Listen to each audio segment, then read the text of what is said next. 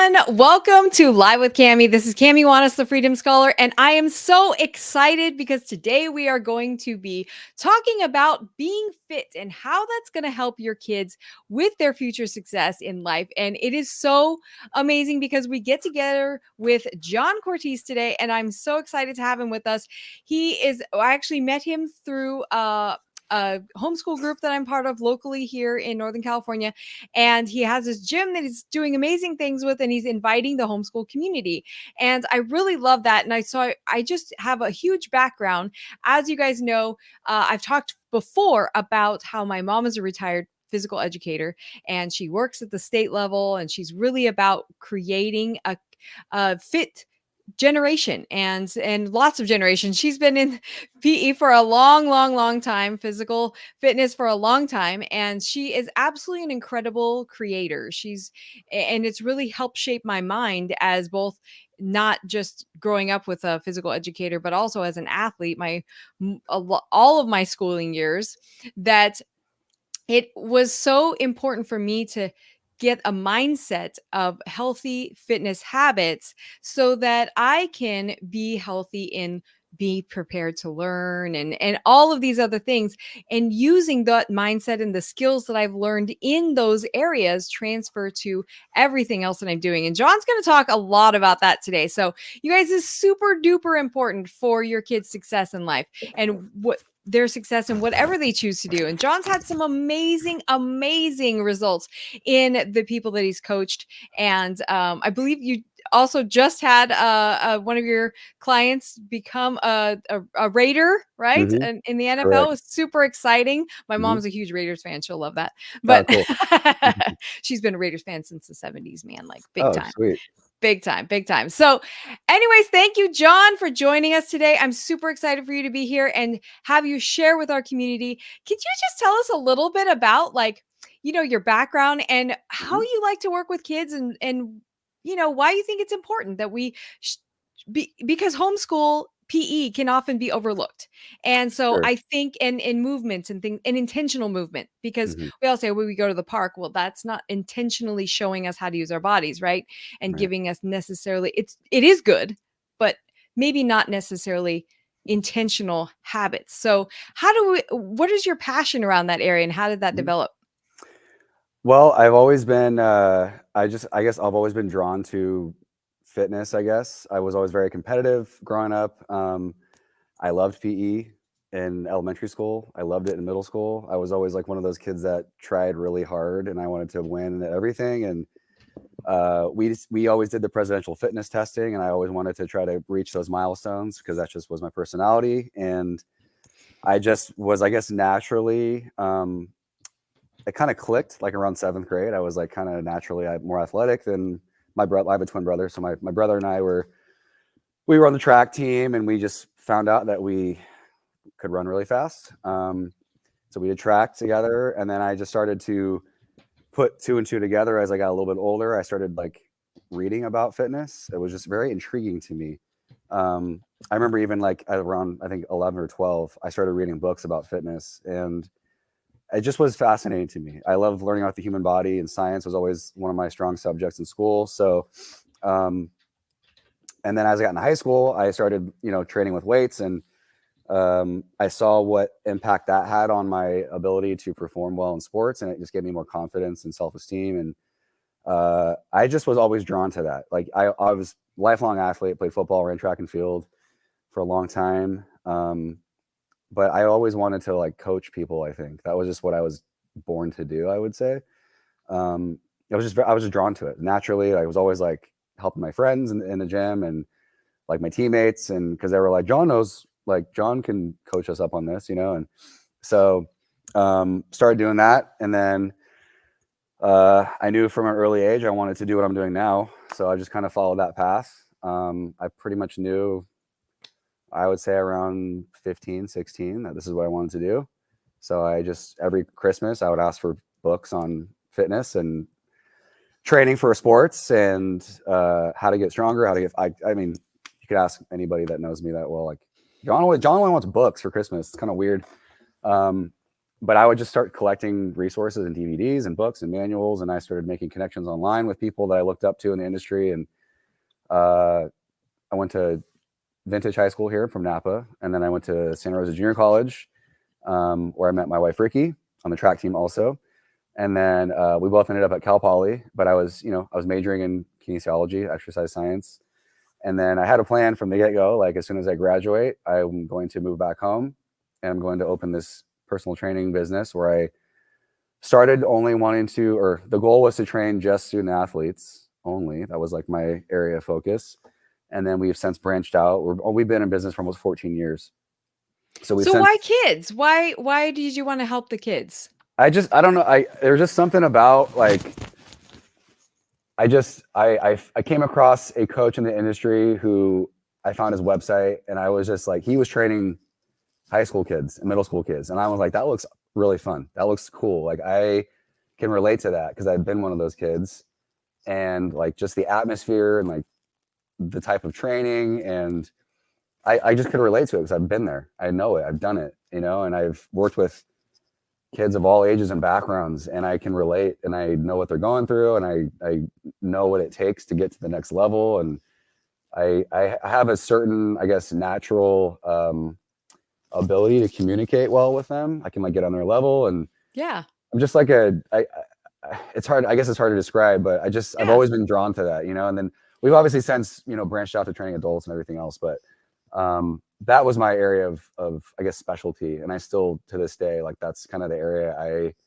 I guess you could say that that's my expertise, is training for student athletes for sure. I love that. Or kids in general, I should say, kids in general. Yeah, I love that because, it's so important and it's hard to find good coaches, right? It's hard to find coaches that you want to mentor your kids. And we're going to talk about that later.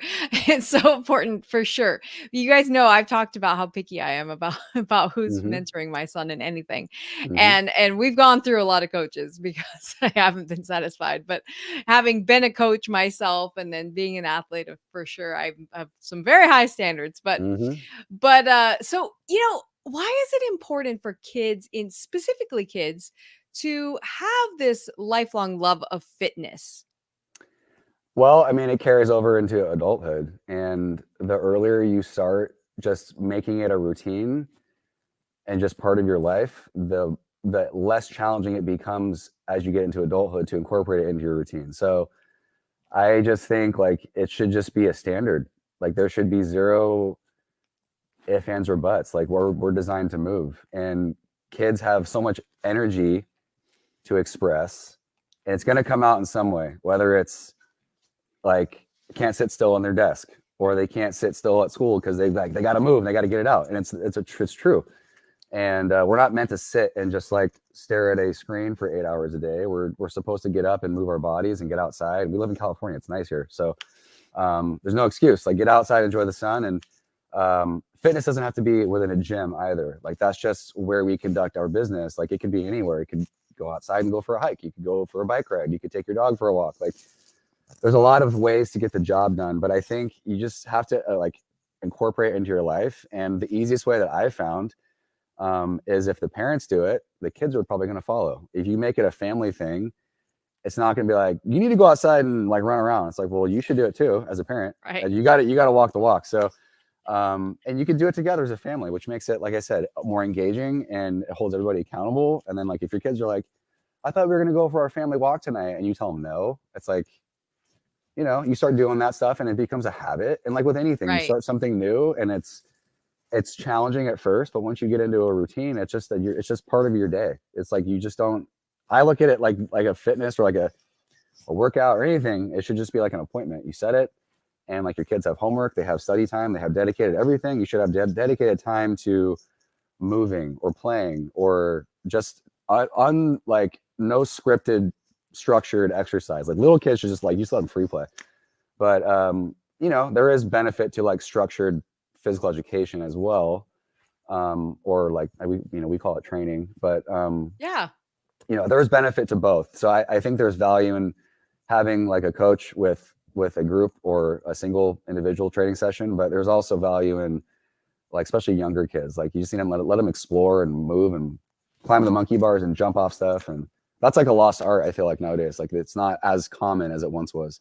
Absolutely. I love that video that you had of your daughter in gymnastics when she was just like running around and like jumping around and stuff. It Oh was yeah, she so loves that. super cute. That Yeah. and that's so true. And there's so much research, you guys, on how the movement and getting those actual like physical chemicals that you have activated in your body when you're moving, the how that reacts to your ability to learn and your ability to focus, right? Hmm. I know my mom's done a lot of research on that, and that is super important to their ability to be able to function and absorb and retain as Hmm. well.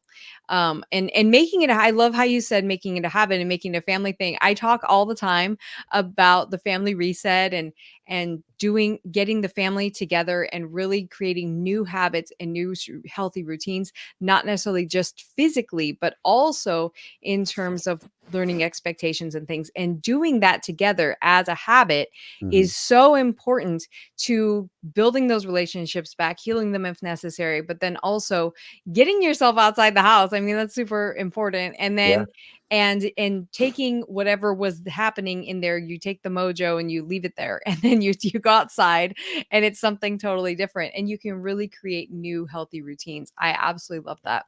So if we were to really have a love of fitness, what would that, if a kid has a love of fitness, what does that look like? I mean, I know you had it all throughout your Yeah. life. I mean, not everybody is naturally drawn to that, which I understand. But again, like if it's a much easier, I guess you could say a much easier sell for kids if mom and dad are doing it. And like Totally. they just see you, like Ricky and I have always, we walk the wall. Like my wife's name is Ricky. We work out all the time and they see us do it. Like we bring them to the gym, and like ever since they were little, they've been in here, they've been around it. So I would say, make it a thing with your kids. Like you are leading by example, and they're gonna likely follow suit. Like if that's just what you do, it's what you do. Um, and then also like you just got to find, I think, activities that they enjoy. So like not every kid wants to play the same sport. Some are more drawn to other activities. You should try all the things. Like I'm a big believer in getting exposed to multiple activities. You should not narrow down your focus at like 7 years old to one single activity. I think that's doing a huge disservice to them because um, you're not like developing a broad base of athleticism. You're just like honing on one skill set, which 7 years old, you're still figuring out how to move. That's just an example, right? Right. But the youth sports thing now is you see that more and more is like younger and younger kids are specializing, or I should say their parents want them to specialize in one activity, which pros and cons to that. But plenty of research has shown that it's not beneficial in the long run. It's likely to lead to higher rates of burnout, injury. Just they despise it altogether. Eventually, they quit. 17 years old. So I'm a big believer. Like you got to just expose them to multiple things and try everything, and something will stick. There's a sport or activity for everybody, and then they start doing that and they love it and they make friends and they're like confident, and like you just gotta. I just think you have to like find their strengths and lean into that. But I you love can't that. do that. You can't do that Yeah, unless you try everything and try a little bit of everything. And it's just like absolutely. you just develop like multiple athletic skills, and it's a good base, and you become good movers from that. I love that. Yes, becoming good movers. And I love that you said trying everything. That's kind of how I was growing up. My parents told us we had to be involved in something Hmm. outside of school.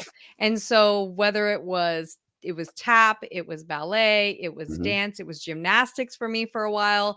It was, piano, then it was like, just there was all swimming, there was all kinds of things. And then it became water polo, and then it became, and those became my things, and our things were swimming and water polo. But that was something that really gave me a healthy respect for different sports and different skills.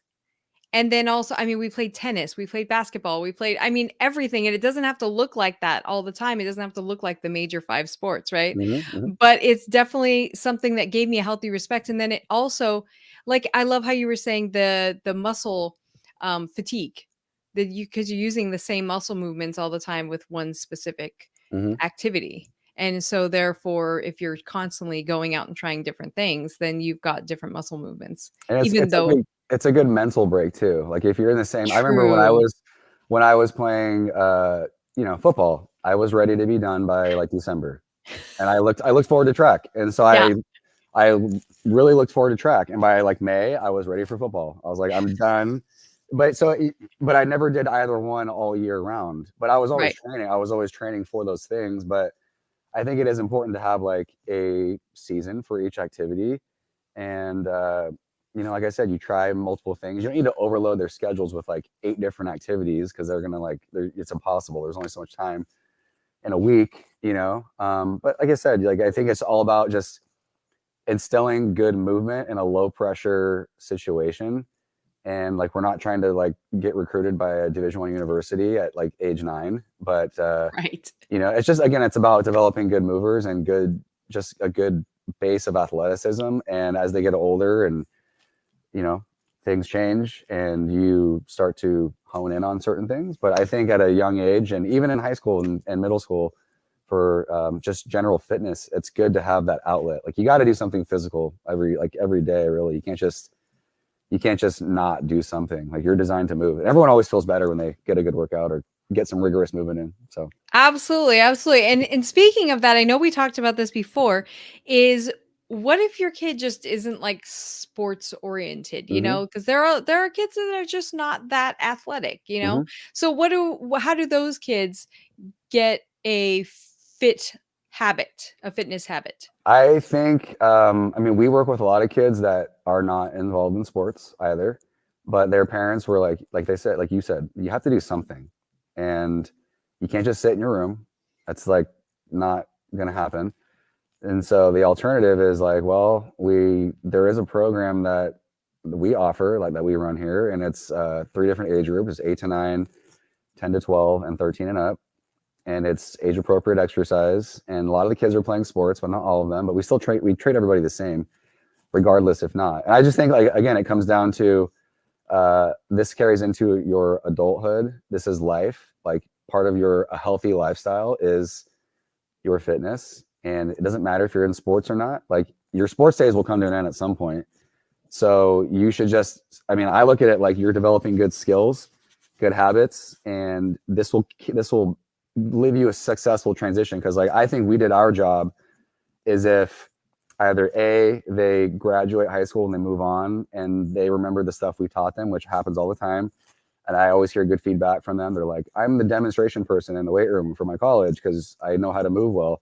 Or they're done and like I see these kids like they're not personal trainers, or like they're still working out hard, or they come back and see us as adults, which is crazy, which happens quite a bit, to be honest. And that just means like I think we did our job because like we made them appreciate it. And I still hear it. They're like, I remember when I was in 8th grade and you taught me how to do that, and I still know how to do it, and I feel great, and I credit you guys for helping me get to that point. And it's little things like that. I think you just have to always positive reinforcement. I'm a big believer in that too. Is like you always reinforce good uh, effort and good decisions rather than the outcomes per se. So I just Mm, always like, great job. Like you worked really hard today, or like you reward like just them actually just showing up, like yep. in terms of not like reward, like here's $1. It's like praising their Yeah. consistency and like, just showing up and doing the work and being consistent. And I like for me, again, like I know academics are important, but I would rather have somebody, as long as you tried your best. You don't have to be a 4.5 GPA student, but you got to put some effort in. Like you have to try. And the same thing with here. It's like you got to just show up. You may not be the most fit kid or the most fit person, but you're here and you're doing what's necessary, and you're going to feel better. And there is benefit to this in the long run. And sometimes you don't need to like go into detail and like tell them all that because they're going one ear out the other. But um, Yeah. at least you're laying a good foundation, whether they know it or not, I think. And I think that's Yeah. important to just reiterate that for parents, especially. Absolutely, totally, and that's one of the things that I do overtly is I really make an intention to say, "I love what you did here. I love what you did there," and Hmm. that it's a little tiny thing. We're making progress. We're doing something. And but and that brings me to think about is the skills that you learn through fitness Hmm. that apply to later life, Oh like yeah. owning a business, right? Hmm. Like, Hmm. you owning a business. Like, can you tell us what kind of skills that you learned through your fitness activities that really Totally. helped you Totally. with owning a business? I mean, fitness is hard. Like working out, and if you want to actually see change, you have to push yourself out of your comfort zone, and you have to be disciplined. You have to be committed. Like everyone always says, like I'm not motivated. Well, nobody's motivated 100% of the time. You always start motivated when you start a new exercise program or a new anything. You start something new, you're like your motivation's super high, and then eventually that fades, and then now it's about discipline because there's going to be days where like I don't feel like working out, like I don't feel like it. And even me in my position, there's days, I promise, I have 3 little kids, like the stressors of life in general, and like some days I don't feel like it, but I do it anyways because I know that the benefits it brings to the table and like internally, like for my mental focus and my Yes. mental clarity. And sure, like there are physical benefits like stronger and like you build muscle and all that kind of good stuff, but like I for me it's more about like I need a physical outlet, a healthy one. And like if I can sit and watch Netflix for 2 hours, I have time to work out for sure. Like there's no Hey. excuse. There's no excuse. So and I own a gym. It's like I can drive down here whenever I want and do this. And but there are days where I'm like, I have to get in my truck and drive 7 minutes. That's crazy, you know? So yeah, I think it's just it's like that I would say. And then just handling adversity. Like another Yeah. one is like there are gonna be days where like things just don't feel right, and like your outside stressors, like your schoolwork, and your girlfriend broke up with you, or your coach yelled at you or something, and the last thing you want to do after all that adversity that you just dealt with is come in here and you're like, or like I have to study for finals, I have to cram for 4 hours, I can't do that. It's like yes you can, because like you said earlier, the there's so much benefit in science studies that have proven that the brain is your whole body, the body is your brain, and physical activity has been it's proven that students are better learners, they retain more information, they can focus better, they feel better about themselves in general. I mean the benefits are endless, they're endless. Huge. So I just think yeah, it's like you don't realize maybe at a young age what the lessons are teaching you, but you are learning things without even knowing. And that's Yeah. just, I think that's one of the good things about like fitness training and strength conditioning, all the stuff that we do is uh, you're getting life lessons whether you know it or not. And like like little things too, like showing up on time for sessions. Like we start at certain times. Why are you late? I mean, you didn't drive yourself. That's probably not your fault, but some kids do. Some Right. kids are Yeah, like they drive absolutely. Yeah. themselves here, and it's like, or like you didn't wear the proper shoes. Like little things like that. Like, come on.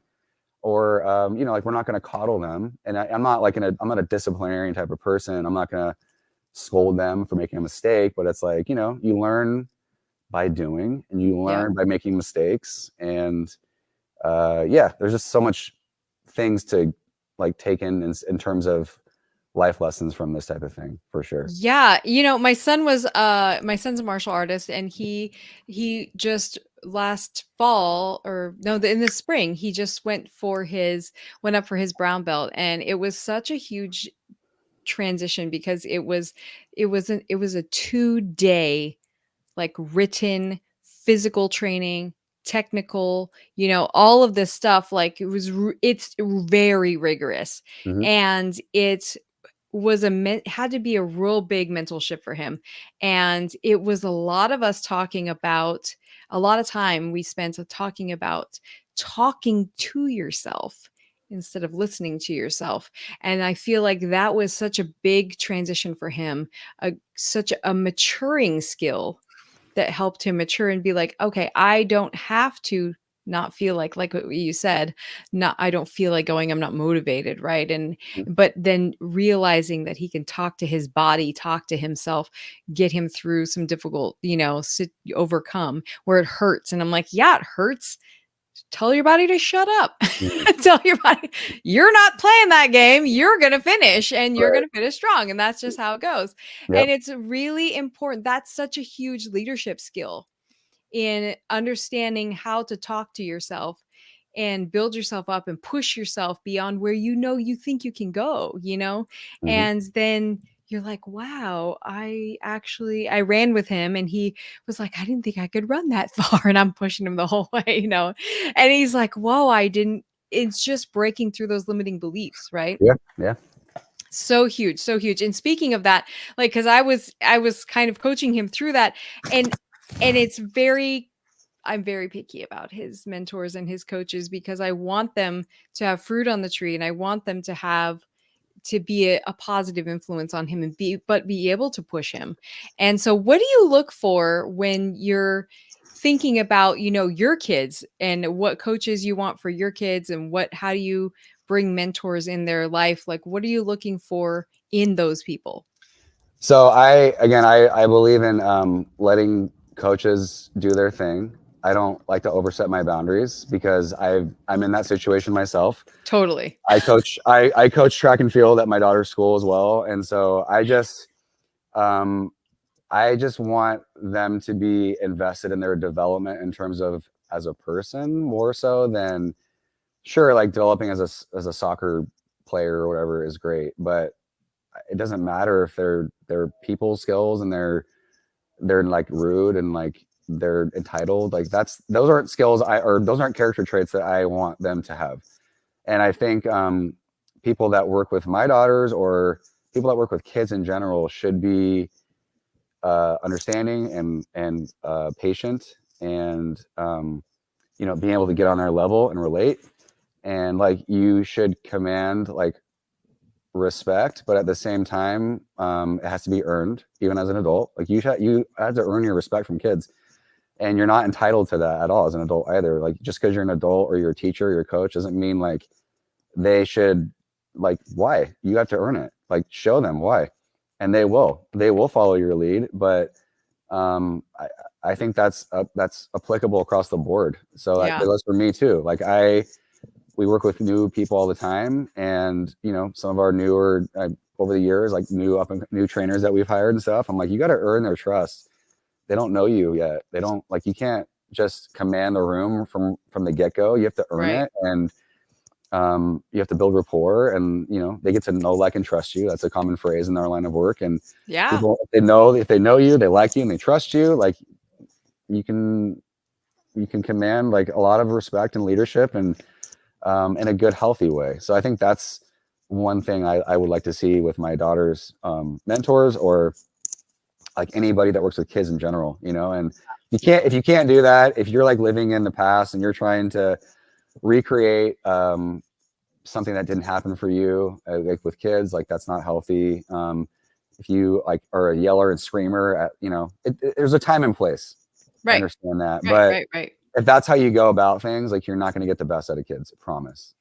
Yeah, there's nothing that shows that better, right, than high schoolers, I feel like, because I taught high school English, and my mom always she taught elementary, and then she was like, I mean, the queen of the elementary school. She really she ran the whole school. Mhm. And then she switched to high school and she was like, "Oh my gosh, this is so different." And I was like, "Mom, you can't do the same thing with the littles that you did with the teenagers." I'm like, Yeah. you have to be you can't just tell them, and command over them. You have to like really, really earn their respect in that way. And you have to relate to them differently. And she totally figured it out. And she was like, oh my God, this is amazing. But Mhm. it was such a huge culture shock for her. I feel like that was so funny. But John, thank you so much for today. How can we contact you? How can we get in touch with you? Those of us that are local to the Mhm. Napa Valley area, like how can we, meet up with you, or Yeah. even those who aren't?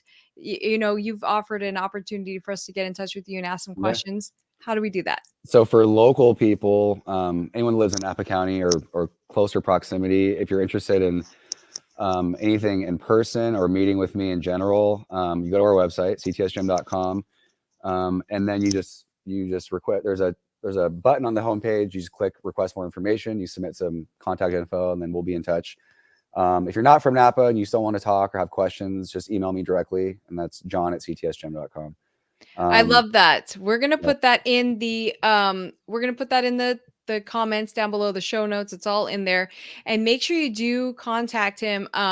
because I feel like if you can create even just one thing, and it's not about creating the entire, don't think about it super overwhelming, right? But Mhm. one thing, and John can really help you with that, is it. And so, John, give us like what's one thing we can do today to just start that kind of healthy fitness habit in our family?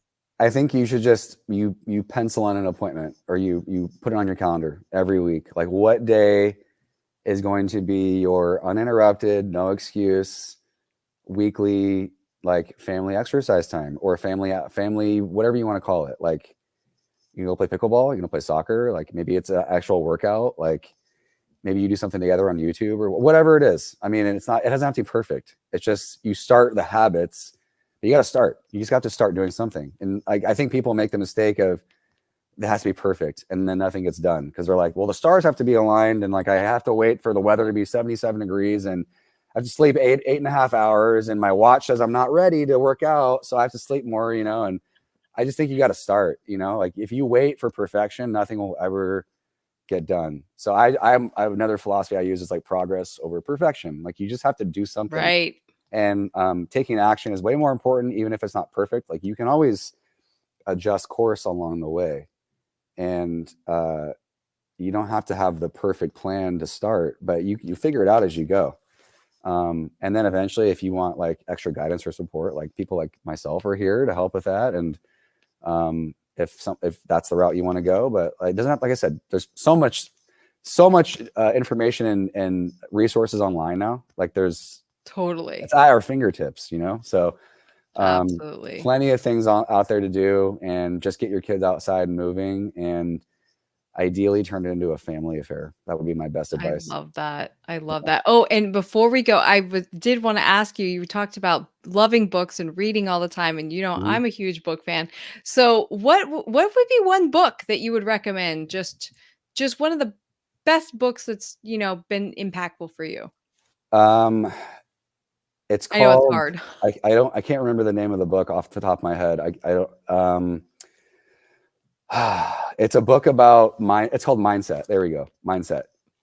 And there's a kid's version of this book with like cartoons, I didn't and know I actually do know that book, and I didn't know there was a kids version. yeah, it's great. We have it for our kids and we read it all the time. It's the kids version I recommend the kids version. The regular book is great for adults, but the Yeah, kids version is outstanding because it talks about like bubblegum brain is flexible, and like it teaches them how to rephrase their mindset. Like, for example, and then there's like a brick brain character that's like fixed. It's a fixed mindset versus the growth mindset of bubblegum brain is like, I haven't done it yet. Yet is the key word. Like, I failed at this math test because I haven't figured it out yet. Versus the brick brain person's like, I suck at math. I'm never going to figure this out. I'm terrible. And if you teach, like, that is something that is not innately ingrained in us. And that's oftentimes come from the previous generation, and then how you get talked to or how they were spoken to. And so you can absolutely. break that cycle. But I think that would be a highly recommended book for both adults and kids, for Oh sure. my gosh, I love that. I'm totally gonna get the kids version. Yeah, I didn't even it's know there great. was It's great. I think you can a get it version. on Amazon, and it's like I said, there's visual. It's like a cartoon book. It's great. That's Yeah. so cool. You guys, that was so awesome. What a good tip. I love Yeah. that. I love that. So, thank you so much, John, for joining us today. And definitely, you guys get in touch with him and check out his website. And if you're not in the area, then definitely email him and see what you can do. Okay. Thank you so much, John, for Mhm. joining us. And we will You're welcome. talk to you guys again next week.